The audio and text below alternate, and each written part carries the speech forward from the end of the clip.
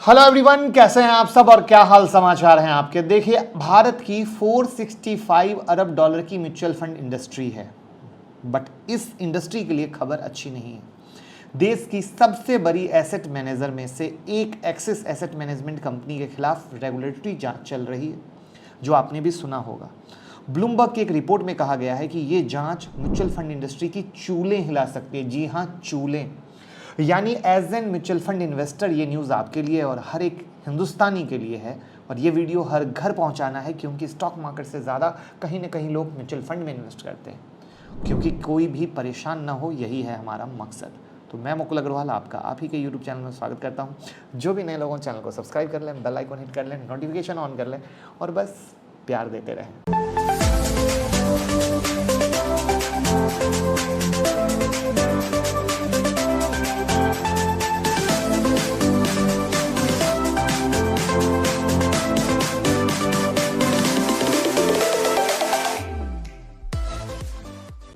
Axis mutual fund पर front running का आरोप लगा है। कंपनी ने मई में इंटरनल जांच के दौरान अपने 2 सीनियर अधिकारी को बर्खास्त किया था, जिस पे मैंने डिटेल वीडियो बनाई थी।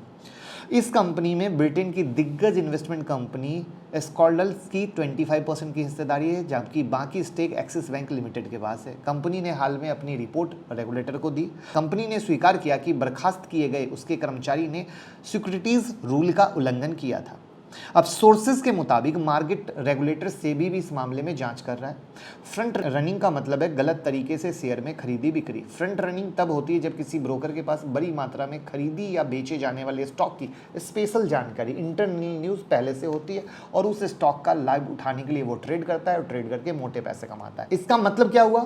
ब्रोकर के पास किसी स्टॉक से रिलेटेड जानकारी उसके पास बहुत पहले होती है और उसके आधार पर वो ट्रेड करके फायदा कमाता है। भारत में फ्रंट रनिंग अवैध है। अब यहां पे सूत्रों के मुताबिक सेबी ने एक्सिस म्यूचुअल फंड के अधिकारी और दूसरे स्टॉक ब्रोकर और ट्रेडर के ठिकानों पर छापेमारी भी की। यानी मामला सिर्फ एक्सिस तक नहीं रहा। यह बात को थोड़ा सा दिमाग में बैठाइएगा। क्यों नहीं रहा? क्यों दूसरी जगह छापेमारी हुई? यह है 100% वाला सवाल, जिसको हम लास्ट में कवर करेंगे। उससे पहले बता दूं, अब ट्विटर और टेलीग्राम पर लाइव ट्रेड लाइव मार्केट में दे रहे हैं, जिसका आप फ़ायदा ले सके तो लिंक डिस्क्रिप्शन में है, जुड़िए और लाइव ट्रेड का फ़ायदा लीजिए। देश के विभिन्न शहरों में करीब 30 स्थान पर छापा मारा गया। जांच से जुड़े 9 लोगों के साथ बातचीत में यह बात सामने आई थी कि कोविड के दौरान इन्वेस्टमेंट इंडस्ट्री में काफ़ी बूम आया। ऐसे में अधिकारी और रेगुलेटर्स के लिए इसे मैनेज करना मुश्किल हो चुका था, क्योंकि पहली बार भर भर के लोग आ रहे थे और यहां पर इस चीज़ का फायदा उठाया गया था। सोर्सेज ने बताया कि आरोप लगने के बाद कई कंपनियों ने एक्सिस म्यूचुअल फंड से पैसा निकाल लिया था। कंपनी ने इस बारे में कोई जवाब नहीं दिया, लेकिन एक बयान में कहा कि उसने हमेशा रेगुलेटरी गाइडलाइन का पालन किया है। बर्खास्त किए गए अधिकारी के कंपनी के कामकाज या लिक्विडिटी पर कोई असर नहीं हुआ है। कंपनी ने फ्रंट रनिंग के आरोप में 2 अधिकारी वीरेश जोशी और दीपक अग्रवाल को बर्खास्त कर दिया। वीरेश जोशी ने अपनी बर्खास्तगी को चुनौती देते हुए कोर्ट का दरवाजा भी खटखटाया है। कानूनी जानकार का कहना है कि देश की पूरी म्यूचुअल फंड इंडस्ट्री जांच के दायरे में आ सकती है। सेबी जिस तरह से इस मामले की जांच कर रहा है, उससे साफ है कि मार्केट रेगुलेटर भी काफ़ी सीरियस है। उम्मीद है कि इस मामले में तेजी से जांच होगी और फंड मैनेजर के लिए नियम को सख्त बनाया जा सकता है। आने वाले दिन में फंड मैनेजर, डीलर, उसके रिश्तेदार के भी बैंक अकाउंट, टैक्स रिटर्न की जांच हो सकती है। देश में पिछले 1 दशक में म्यूचुअल फंड इंडस्ट्री में करीब 5 गुना तेजी आई है। Association of mutual fund in India के मुताबिक जून के अंत तक ये इंडस्ट्री 37 लाख करोड़ रुपए से अधिक का एसेट मैनेज कर रही थी। और डीमेट और ट्रेडिंग अकाउंट का लिंक डिस्क्रिप्शन में, जो भी अकाउंट ओपन करेंगे स्पेशल टेलीग्राम में उनको ऐड कर दिया जाएगा। वहाँ पर कैसे आप ऐड होंगे, एक ईमेल पे डिटेल डालनी है, सारी बातें मैंने डिस्क्रिप्शन में बता दी है। आप जाकर डीमेट खोल कर उसको प्रोसेस कर दीजिए, आपको ऐड कर देंगे।